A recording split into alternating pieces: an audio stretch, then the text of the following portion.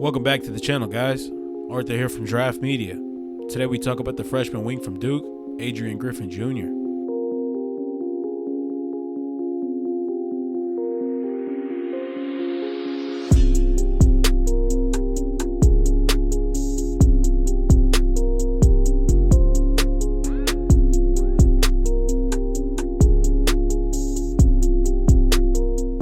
AJ is shown to be an acrobatic athlete with extraordinary hang time. He stays in the air long enough to adjust his shot around the defense.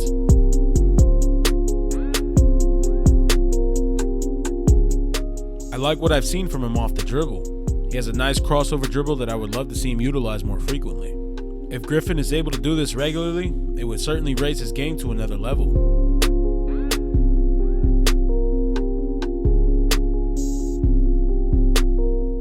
Most of his drives have come off the catch.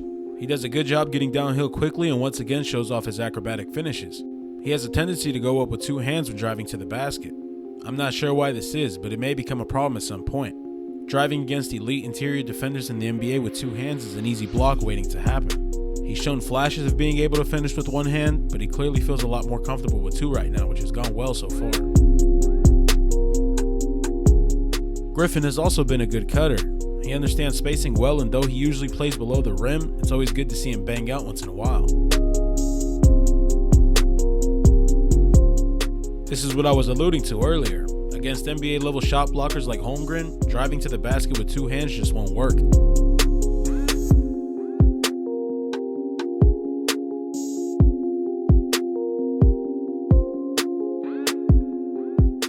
And on this play, a left-handed floater would have been the best shot AJ could have taken, but he again stays true to his two-handed game. AJ has taken a decent amount of mid-range shots this season.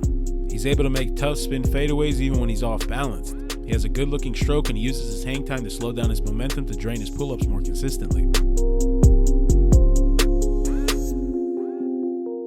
He rises up so high that he's able to shoot over defenders even with the hand in his face.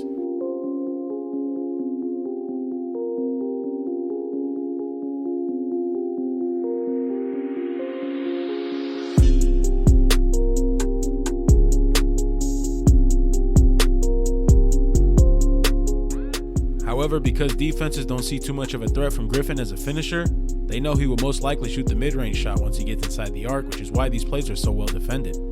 Of course, the best way for AJ to counteract this would be to drive to the basket with more frequency. We've seen he's more than capable of doing so off the bounce, but like we saw earlier, he's going to need to tweak his fundamentals a bit for the next level.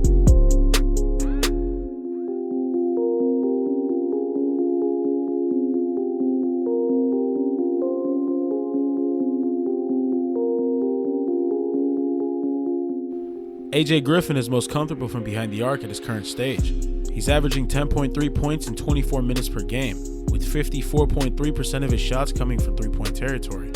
He has served as a primary floor spacer for Duke, which makes sense for their roster construction. Griffin is the only great shooter on the team and has taken it upon himself to single-handedly space out the floor. He's shooting an outstanding 45.4% from three on 4 attempts per game. He prefers to use the 1-2 step into shots rather than the hop. He places his feet in a wide stance and jumps forward when he shoots. This isn't a typical shooting form, but as long as the shot falls, right?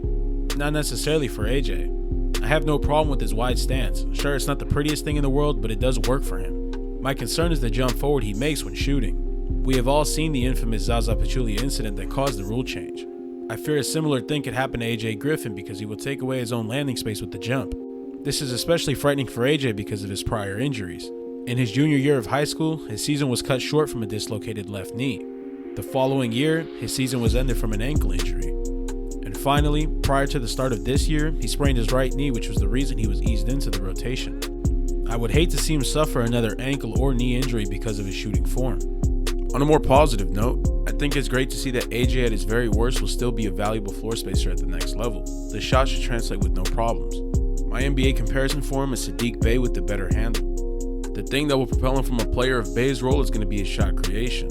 As great of an off-ball player he is, that'll only get him so far. To become an all-star caliber player, AJ will consistently need to use his handle and step backs to create space and generate his own offense.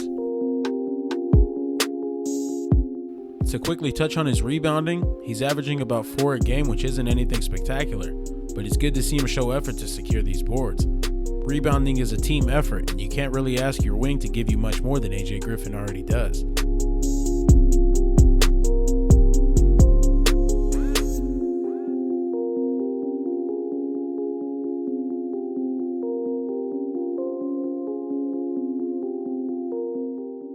I also like what AJ brings defensively. He's a strong defender with a 7-foot wingspan. He brings that wide stance on defense as well while still keeping his mobility.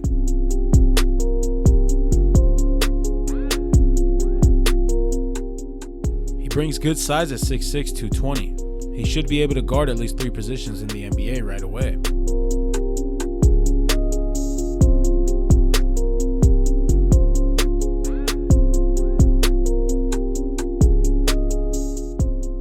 As long as he stays healthy, I think AJ has a high floor as a 3-and-D player.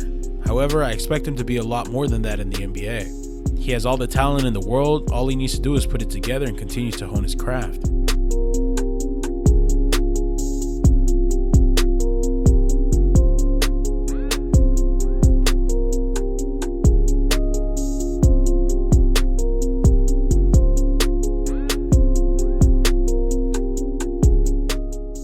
All things considered, I have AJ Griffin projected to get drafted from anywhere from the 5th to the 8th pick come July.